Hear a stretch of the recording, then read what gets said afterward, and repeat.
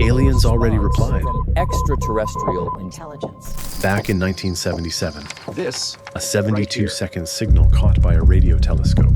we've never seen anything like it.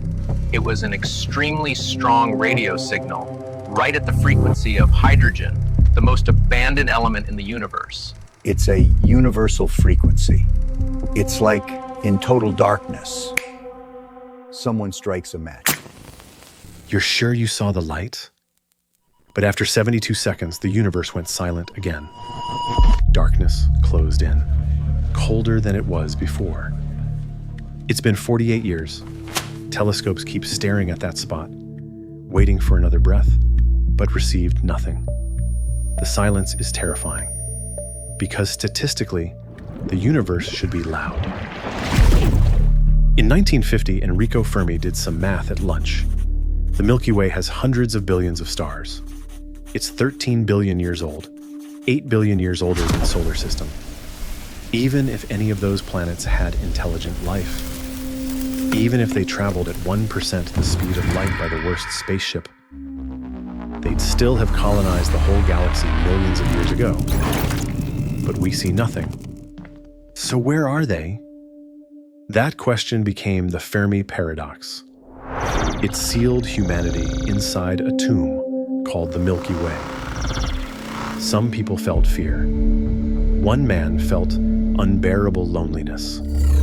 His name was Carl Sagan. 1961. Standing at a chalkboard, he wrote the famous Drake equation for calculation. The result showed millions of civilizations in our galaxy. Millions.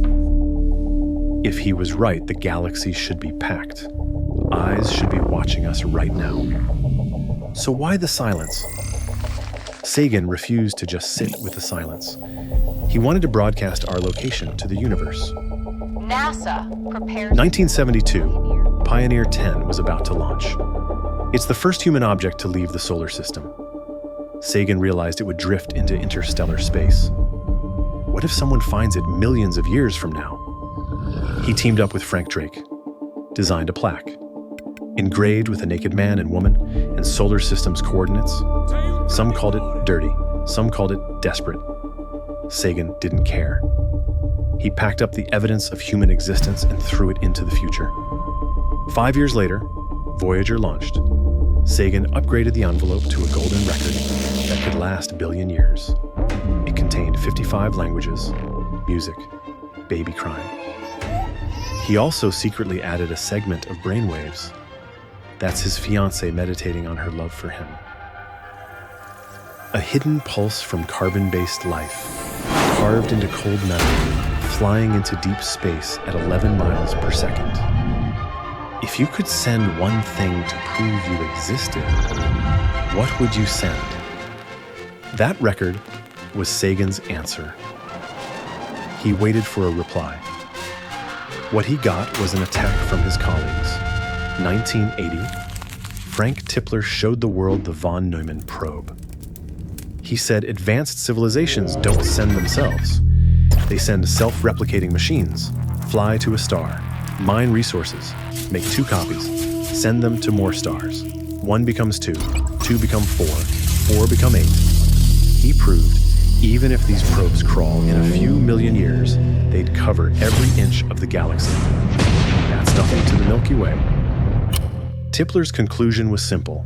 If any other civilization ever existed, even just one, Earth would be crawling with these machine armies. Is it? No. Only one conclusion. Sagan was wrong. We are absolutely alone. Sagan argued back. Why do you assume civilizations expand forever like bacteria? Don't project human colonialism onto the universe. Maybe advanced civilizations lose interest in expansion. They fought back and forth. No winner. Tipler's logic was airtight, cold, no room for hope.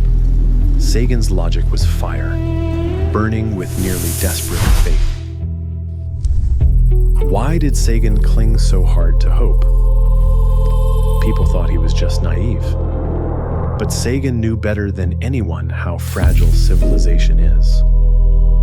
He saw new nuclear mushroom clouds. He knew a high-tech species could erase itself on a random day. To explain the Fermi Paradox, some scientists propose the Great Filter. It's an invisible wall in the path of every civilization, which shattered all civilizations. The universe is quiet because most civilizations hid it. Nuclear weapons, super AI, something that kills them. So Sagan fought like hell to believe someone else was out there, because even one faint signal from another civilization would mean self-destruction isn't inevitable. Someone made it past the filter. They survived. He needed them to exist, to give humanity a reason to keep going. 1990, Voyager 1 had been flying for 13 years, 3.7 billion miles from the sun. Sagan did something against the principles of engineering. He convinced NASA to turn the camera back, risk burning out the lens, pointed at home. Take one last picture. The image came back to Earth. There were no grand nebula, no empire. Earth was less than a pixel, a pale dot floating in a beam of scattered sunlight. Sagan looked at that photo, wrote the most tender words of his life. Look at that dot. That's home. Everyone you love, you know, anyone who ever was, lived out their lives there. All the wars and religions that rose and fell, everything happened on a mote of dust suspended in sunbeam. 6 years later, Sagan died. He didn't live to see we've proven there are tens of billions of habitable planets in the Milky Way. More cradles than he imagined. But the universe stayed quieter than he wanted. Today, our coordinates have been out there for almost a century. That 72-second signal has never been explained. The golden record with our heartbeat is over 25.5 billion kilometers miles away, drifting toward its first star, 40,000 years from now. The universe still hasn't replied. That record? It wasn't just a message to aliens. It was a message to ourselves. The silence hasn't been broken, but now there's a voice inside it. Our voice.